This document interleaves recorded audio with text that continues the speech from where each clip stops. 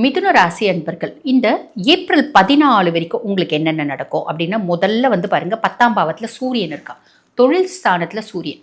தொழில் ஸ்தானத்துல என்னுடைய வந்து பாருங்க, நான் ஒரு இடத்துல வேலை செய்றேன் அப்படின்னா, என்னுடைய திறமை என்னை சுத்தி இருக்கவங்க எல்லாருக்கும் தெரியும். என்னோட எனர்ஜி ரொம்ப ட்ரெமெண்டஸா இருக்கும். நிறைய பேர் என்ன அப்சர்வ் பண்ணுவாங்க. ஏன்பா முதல்ல இருந்ததை விட இவன் ரொம்ப எஃபிகசியா வேலை செய்றானேப்பா. இன்பில்ட்டா இவனுக்கு இவ்ளோ நாலேஜ் இருக்குன்னு எனக்கு தெரியலையேப்பா. இப்பதானேப்பா தெரிய வருது. அப்படின்ற மாதிரி நம்மளுடைய ஆளுமையோ, நம்மளோட திறமையோ, நம்மளோட புத்திசாலித்தனமும், நம்மளோட அதீத உழைப்பும் வெளிப்படும் அப்படின்னு சொல்லலாம். இது ஒரு பெரிய ப்ளஸ். மைனஸ் என்னங்க அப்படின்னு அதுக்கப்புறம் செவ்வாய் வந்து பார்த்தீங்கன்னா 2 வரைக்கும் தான் 10ஆம் பாவத்தில் இருப்பா. 2 நாள் தான். அதுக்கப்புறம் வந்து பார்த்தீங்கன்னா 9ஆம் பாவம் பாக்கியஸ்தான செவ்வாய்.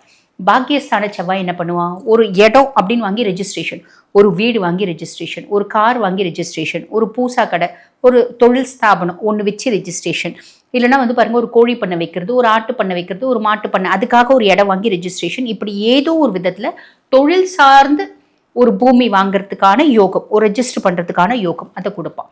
அது மட்டும் இல்லாமல் இது தொழில் சார்ந்து மட்டும் இல்லை, குடும்பத்தில் எங்களுக்கு வீடு இல்லைங்க, எங்கள் குடும்ப சந்தோஷத்துக்காக ஒரு வீடு வாங்கணும், இந்த மாதிரி ஃபேமிலிக்காக ஒரு வீடு வாங்குறது, இந்த மாதிரி ஒரு பிராப்தத்தையும் கொடுப்பான். நிலப்புலம் வாங்குறது, சொத்து பத்து வாங்குறது, இந்த மாதிரி விஷயங்கள். தொழில் ஸ்தானத்தில் சனி இருக்கார். சனி கர்ம சனியாக இருக்கார். கர்ம சனி என்ன பண்ணுவார், அம்மா நீ ஹார்ட் ஒர்க் செய்யுமா, நீ ஹார்ட் ஒர்க் செஞ்சாதாம்மா நான் உனக்கு அதுக்கான வருமானத்தை கொடுப்பேன். நீ பாட்டு நீ மிதுனத்தில் பிறந்திருக்க, எப்போ பாரு நீ ஹார்ட் ஒர்க்கை பதில் ஸ்மார்ட் ஒர்க்னே ப்ரிஃபர் பண்ணுறமா. இந்த காலகட்டம் நீ ஹார்ட் ஒர்க் தாம்மா பண்ணணும். எது வரைக்கும் நீ ஹார்ட் ஒர்க் பண்ணணும், 6ஆம் மாதம் வரைக்கும் நீ ஹார்ட் ஒர்க் பண்ணமா. அதுக்கப்புறம் நீ ஸ்மார்ட் ஒர்க் கூட பண்ணி கொடுக்குறக்கு பழக்கம் கொடுத்துருவேன். இப்போ நான் கம்ஃபர்ட் எனக்கு வேணும்னு நிறைய ஆசைப்படுவேன். இப்போ வந்து பாருங்கள், எங்கள் வீடு பெரிய வீடுங்க, நல்ல அழகான வீடு தான். ஆனால் இப்போ வந்து பாருங்கள், ஒரு பாரம்பரியமான வீடு. இப்போலாம் நிறைய மாடுலர் கிச்சனு, இட்டாலியன் ஸ்டைலு, இது ரோமன் ஸ்டைலு, அது இது ஏகப்பட்டது போடுறாங்க பார்த்தீங்களா. அந்த பாரம்பரியம் எனக்கு பழகி போச்சு. ரொம்ப நாளாக பாரம்பரியமாக வீடாக தான் இருந்துச்சு. இப்போ நான் வந்து பாருங்கள், இட்டாலியன் ஸ்டைலில் என்னோட வீடை புதுப்பிக்கிறேன், ரோம் ஸ்டைலில் என்னோட வீடை புதுப்பிக்கிறேன், ஃப்ரெஞ்ச் விண்டோஸ் போடுறேன். இப்போ நிறைய பேர் பாரம்பரிய வீட்டெல்லாம் அப்படி மாற்றுறாங்க பார்த்தீங்களா. எனக்கு மாற்றம் வந்து பார்த்திங்கன்னா எனக்கு தேவை. பொதுவாக மிதுனத்துக்கு கன்னிக்கெல்லாம் மாற்றம் ஒன்றே மாறாதது அப்படின்னு நினைக்கக்கூடியவங்க தான். நவீன காலத்துக்கு ஏற்ற மாதிரி அவங்கள மாற்றிப்பாங்க. இப்போ அந்த மாதிரி சில சூப்பர் செலவுகள் அப்படின்றது நம்ம செய்வோம்.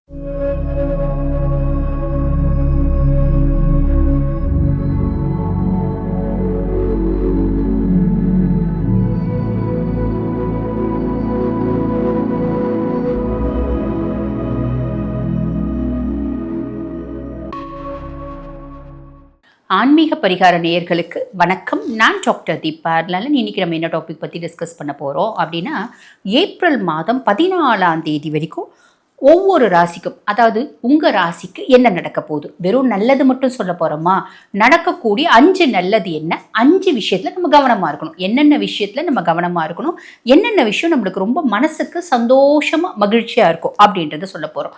இந்த 5 விஷயம் ஏப்ரல் 14ஆம் தேதி வரைக்கும் அப்படின்னு ஏன் சொல்கிறோம் அப்படின்னா, ரொம்ப சிம்பிளுங்க. மீனத்தில் வந்து பார்த்தீங்கன்னா 4 கிரகங்கள் சேர்றாங்க. முதல்ல சூரிய பகவான் ஏப்ரல் மாதம் 14ஆம் தேதி வரைக்கும் மீனத்தில் இருப்பார். ஏப்ரல் மாதம் 14ஆம் தேதி காலையில் 9:40க்கு மீனத்துலேருந்து மேஷத்துக்கு பயிற்சி ஆகிறார். அதை தான் நம்ம வந்து பார்த்தீங்கன்னா தமிழ் புத்தாண்டாக செலிப்ரேட் பண்ணுறோம். அதே மாதிரி பார்த்தீங்கன்னா செவ்வாய் பகவான் வந்து பாருங்கள், ஏப்ரல் மாதம் 2ஆம் தேதி வரைக்கும் தான் மீனத்தில் இருப்பார். அதுக்கப்புறம் மேஷத்தில் இருப்பார். நெக்ஸ்ட் புதன் பகவான் ஏப்ரல் மாதம் 11ஆம் தேதி வரைக்கும். அதுக்கப்புறம் சுக்கிர பகவான் ரிஷபத்தில் உச்சம் பெற்று அமர்ந்திருக்கார் ஏப்ரல் மாதம் 19ஆம் தேதி வரைக்கும். அப்போ நம்ம 15 வரைக்கும் அவர் இருக்க போறாரு அப்படின்லாம். சனி பகவான் மீனத்திலேயே ஜென்ம சனியா இருக்கார். ஓகேங்களா. ஆக 4 கிரகங்கள் மீனத்தில், அதுக்கும் மேலே சுக்கிரன் ரிஷபத்தில் உச்சம் பெற்று அமர்றார். இந்த 5 கிரகங்களும் சேர்ந்து கண்டிப்பாக அட்லீஸ்ட் 5 நல்ல விஷயமாவது கொடுப்பாங்க. ஓகேங்களா. அதே மாதிரி 5 விஷயத்தில் அட்லீஸ்ட் 5 விஷயத்துலையாவது நம்ம கொஞ்சமாவது உஷாராக இருக்கணும். என்னென்ன அப்படின்றத நேரத்தை வீண் பண்ணாமல் சட்டுன்னு பார்த்துடலாம் வாங்க. மிதுன ராசி அன்பர்கள் இந்த ஏப்ரல் 14 வரைக்கும் உங்களுக்கு என்னென்ன நடக்கும் அப்படின்னா, முதல்ல வந்து பாருங்க 10ஆம் பாவத்தில் சூரியன் இருக்கா. தொழில் ஸ்தானத்தில் சூரியன்.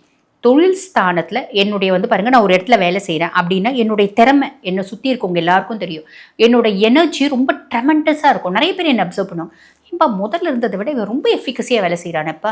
இன்பில்ட்டாக இவனுக்கு இவ்வளோ நாலேஜ் இருக்குன்னு எனக்கு தெரியலையேப்பா. இப்போ தானேப்பா தெரிய வருது. அப்படின்ற மாதிரி நம்மளுடைய ஆளுமையோ, நம்மளோட திறமையோ, நம்மளோட புத்திசாலித்தனமோ, நம்மளோட அதீத உழைப்பும் வெளிப்படும் அப்படின்னு சொல்லலாம். இது ஒரு பெரிய ப்ளஸ். மைனஸ் என்னங்க அப்படின்னா ரொம்ப சிம்பிள். ஓவராக வந்து பார்த்தீங்கன்னா நான் ஆளுமை அப்படின்றது வைப்பேன். ஈகோ அப்படின்றது என்னோட ஹையர் அஃபிஷியல் கிட்ட கூட நான் ஈகோ கிளாஷ் அப்படின்றத கொண்டு வந்துடுவேன். அதே மாதிரி பார்த்தீங்கன்னா என் கீழே ஒர்க் பண்ணுறவங்க கிட்டேயோ நான் பயங்கர ஈகோ அப்படின்றத காமிப்பேன். யாருக்கும் நான் வந்து பார்த்தீங்கன்னா குனிய மாட்டேன், யார் சொல்கிறதையும் நான் கேட்டு காது கொடுத்தே கேட்க மாட்டேன் அப்படின்ற ஒரு மைண்ட் செட் வரும். இதில் கவனம் அப்படின்றது வச்சுக்கோங்க. ஓகேங்களா? ரொம்ப சிம்பிள். அதுக்கப்புறம் இப்போ நீங்கள் சுயதொழில் வச்சு நடத்துறீங்க அப்படின்னா, நீங்கள் ஒரு ஸ்தாபனம் ஆரம்பிக்கிறதுக்கு உங்கள் அப்பா சப்போர்ட்டிவாக இருப்பார். உங்கள் மாமனார் சப்போர்ட்டிவாக இருக்கலாம். இல்லை நீங்கள் ஆல்ரெடி ஒரு ஆஃபீஸில் வேலை செய்கிறீங்க, உங்கள் ஹையர் அஃபிஷியல் கிட்ட லோன் கேட்குறீங்க, நான் ஒரு சொந்த தொழில் ஆரம்பிக்கலாம்னு நினைக்கிறேன், உங்கள் லோன் சாங்ஷன் பண்ணி கொடுக்கலாம். எப்போ நீ வேலையை விட்டு நிற்கிறியே எப்படி அப்படின்லாம் இருக்காம, அதே இடத்துல உங்கள் ஒய்ஃபும் வேலை செய்யலாம், உங்கள் ஒய்ஃப் மேலே ஒரு லோன் அப்படின்றத கொடுக்கலாம். இந்த மாதிரி ஏதோ ஒரு விதத்தில் இவங்களால சப்போர்ட், அரசாங்க அதிகாரிகள்னால சப்போர்ட் அப்படின்றதுலாம் வரதுக்கு வாய்ப்பு உண்டு. நிறைய பேருக்கு கவர்மெண்ட் எய்டட் பிஸ்னஸ் பண்ணுறதுக்கான வழியும் வாய்ப்பும் உண்டு. கவர்மெண்ட்டில் ஒரு டெண்டர் எடுத்து தொழில் செய்யறதுக்கான வழியும் வாய்ப்பும் உண்டு. அதுக்கப்புறம் செவ்வாய் வந்து பார்த்தீங்கன்னா 2 வரைக்கும் தான் 10ஆம் பாவத்தில் இருப்பா, 2 நாள் தான். அதுக்கப்புறம் வந்து பார்த்தீங்கன்னா 9ஆம் பாவம் பாக்கியஸ்தான செவ்வாய். பாக்கியஸ்தான செவ்வாய் என்ன பண்ணுவான், ஒரு இடம் அப்படின்னு வாங்கி ரெஜிஸ்ட்ரேஷன், ஒரு வீடு வாங்கி ரெஜிஸ்ட்ரேஷன், ஒரு கார் வாங்கி ரெஜிஸ்ட்ரேஷன், ஒரு பூசா கடை, ஒரு தொழில் ஸ்தாபனம் ஒன்று வச்சு ரெஜிஸ்ட்ரேஷன், இல்லைனா வந்து பாருங்கள் ஒரு கோழி பண்ணை வைக்கிறது, ஒரு ஆட்டு பண்ணை வைக்கிறது, ஒரு மாட்டு பண்ணை, அதுக்காக ஒரு இடம் வாங்கி ரெஜிஸ்ட்ரேஷன், இப்படி ஏதோ ஒரு விதத்தில் தொழில் சார்ந்து ஒரு பூமி வாங்குறதுக்கான யோகம், ஒரு ரெஜிஸ்டர் பண்ணுறதுக்கான யோகம் அதை கொடுப்பான். அது மட்டும் இல்லாமல் இது தொழில் சார்ந்து மட்டும் இல்லை, குடும்பத்தில் எங்களுக்கு வீடு இல்லைங்க, எங்கள் குடும்ப சந்தோஷத்துக்காக ஒரு வீடு வாங்கணும், இந்த மாதிரி ஃபேமிலிக்காக ஒரு வீடு வாங்குறது, இந்த மாதிரி ஒரு பிராப்தத்தையும் கொடுப்பான். நிலப்புலம் வாங்குறது, சொத்து பத்து வாங்குறது, இந்த மாதிரி விஷயத்தையும் கொடுப்பான். மைனஸ் ஏதாவது இருக்கா அப்படின்னா, நமக்கு ஒரு விஷயம் ரொம்ப கஷ்டப்பட்டு அந்த விஷயத்தை கிடச்சிருக்கும், நம்ம கோபத்தினால இதை கெடுத்துரும். புரியுதுங்களா? ரொம்ப சிம்பிள்.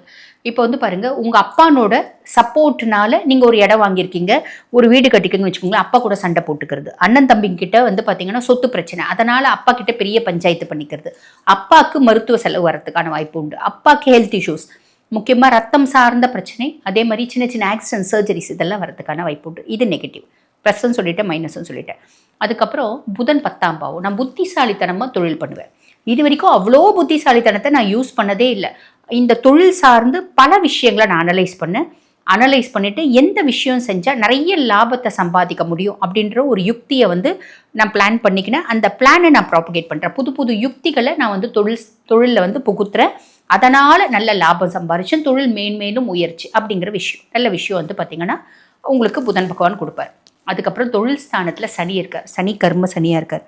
கர்ம சனி என்ன பண்ணுவார், அம்மா நீ ஹார்ட் ஒர்க் செய்யுமா, நீ ஹார்ட் ஒர்க் செஞ்சாதாம்மா நான் உனக்கு அதுக்கான வருமானத்தை கொடுப்பேன், நீ பாட்டு நீ மிதுனத்தில் பிறந்திருக்க, எப்போ பாரு நீ ஹார்ட் ஒர்க்கை பதில் ஸ்மார்ட் ஒர்க்னே ப்ரிஃபர் பண்ணுறமா, இந்த காலகட்டம் நீ ஹார்ட் ஒர்க் தாம்மா பண்ணணும். எது வரைக்கும் நீ ஹார்ட் ஒர்க் பண்ணணும், 6ஆம் மாதம் வரைக்கும் நீ ஹார்ட் ஒர்க் பண்ணமா, அதுக்கப்புறம் நீ ஸ்மார்ட் ஒர்க் கூட பண்ணி கொடுக்குற பலனை நான் கொடுத்துருவேன்.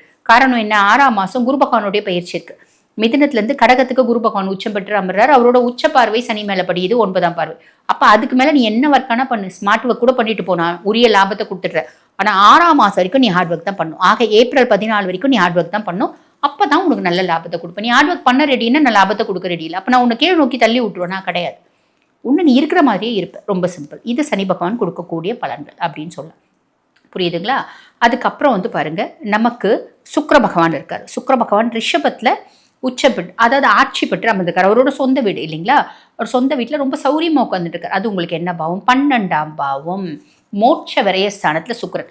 பொதுவாகவே சுக்கிரன் 12ஆம் பாவத்தில் இருக்கா அப்படின்போது நம்மளுக்கு லாவிஷாக ஸ்பெண்ட் பண்ணும் அப்படின்ற எண்ணம் வரும். சுக்கிரன் இருந்தாலும் சரி, அதே மாதிரி பார்த்தீங்கன்னா ராகு இருந்தாலும் சரி, அதே மாதிரி நிறைய மிதுன ராசி அன்பர்களுக்கு வெளிநாடு போகிறதுக்கான ஆப்பர்ச்சுனிட்டி அப்படின்றது கிடைக்கும்.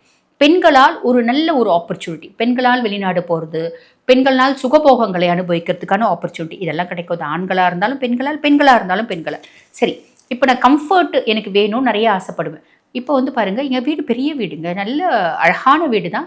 ஆனால் இப்போ வந்து பாருங்கள், ஒரு பாரம்பரியமான வீடு. இப்போலாம் நிறைய மாடுலர் கிச்சனு, இட்டாலியன் ஸ்டைலு, இது ரோமன் ஸ்டைலு, அது இது ஏகப்பட்டது போடுறாங்க பார்த்தீங்களா. அந்த பாரம்பரியம் எனக்கு பழகி போச்சு. ரொம்ப நாளாக பாரம்பரியமாக வீடாக தான் இருந்துச்சு. இப்போ நான் வந்து பாருங்கள், இட்டாலியன் ஸ்டைலில் என்னோடய வீடை புதுப்பிக்கிறேன், ரோம் ஸ்டைலில் என்னோடய வீடை புதுப்பிக்கிறேன், ஃப்ரெஞ்ச் விண்டோஸ் போடுறேன். இப்போ நிறைய பேர் பாரம்பரிய வீட்டெல்லாம் அப்படி மாற்றுறாங்க பார்த்தீங்களா. எனக்கு மாற்றம் வந்து பார்த்திங்கன்னா எனக்கு தேவை.